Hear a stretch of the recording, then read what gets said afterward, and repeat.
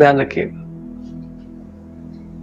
और जब ऐसा ब्रह्म कोई ऐसा कार्य कर जाता है, कोई एक ऐसी विचारधारा समाज को दे जाता है जिसकी अवधारणा और जिसकी विचारधारा का युगों युगों तक अनुसरण होता रहता है, वही परम ब्रह्म होता है।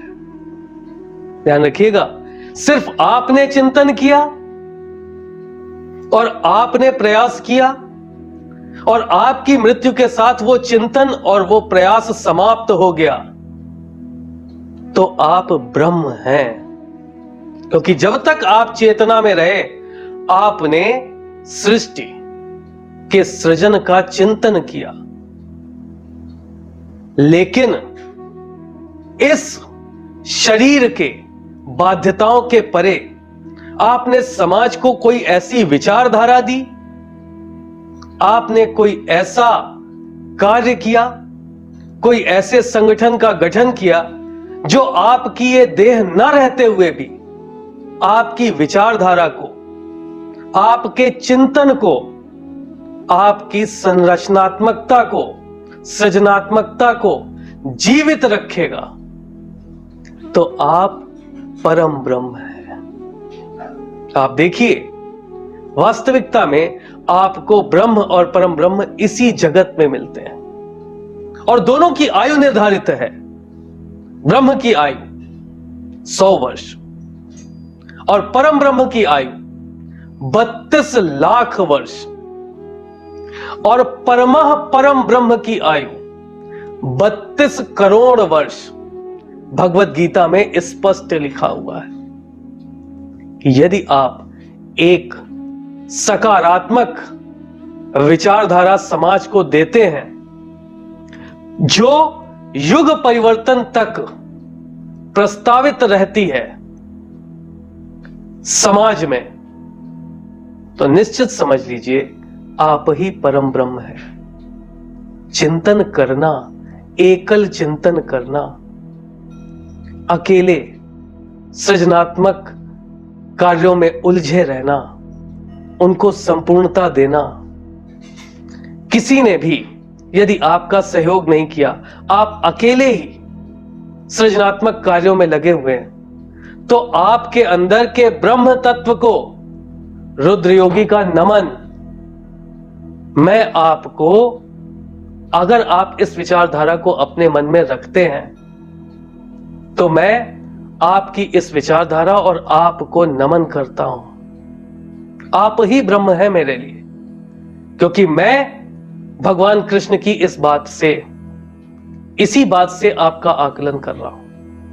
क्योंकि उन्होंने ही कहा, ऐसा व्यक्तित्व जहां मिले हाथ जोड़कर प्रणाम करो, क्योंकि वो ब्रह्म है।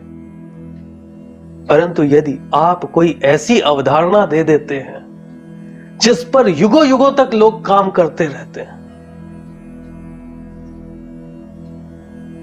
भगवान राम परम ब्रह्म परमात्मा सच्चिदानंद स्वरूप सभी नाम से जाने जाते हैं।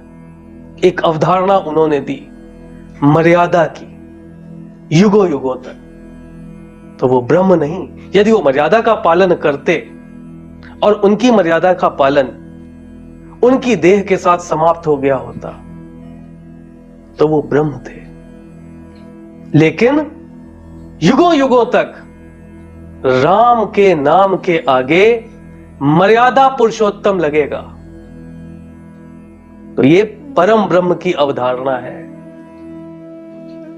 ये चिंतन, ये संलयन इतना वृहद और इतना विस्तृत होता है कि ये विचारधारा समय के कालखंडों की परिधि से परे हो जाती है, नहीं मिलती।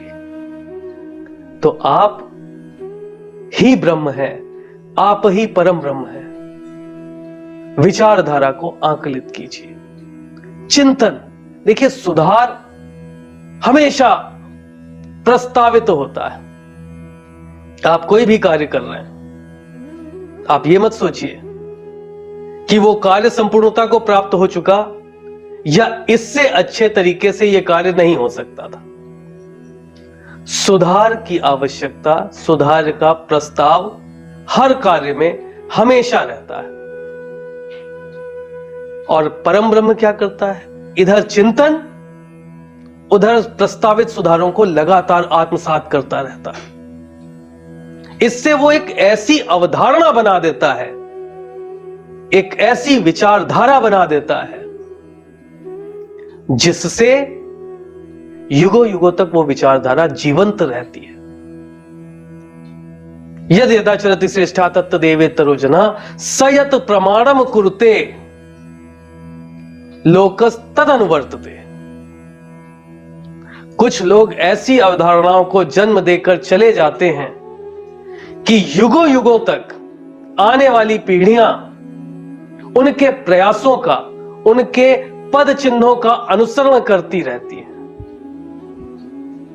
यद यदाचरति श्रेष्ठा, जैसा जैसा यद यद आचरति श्रेष्ठा, श्रेष्ठ लोग आचरण करते हैं और उनका अनुसरण, उनकी विचारधारा का अनुसरण यदि होता रहे तो वही परम ब्रह्म है।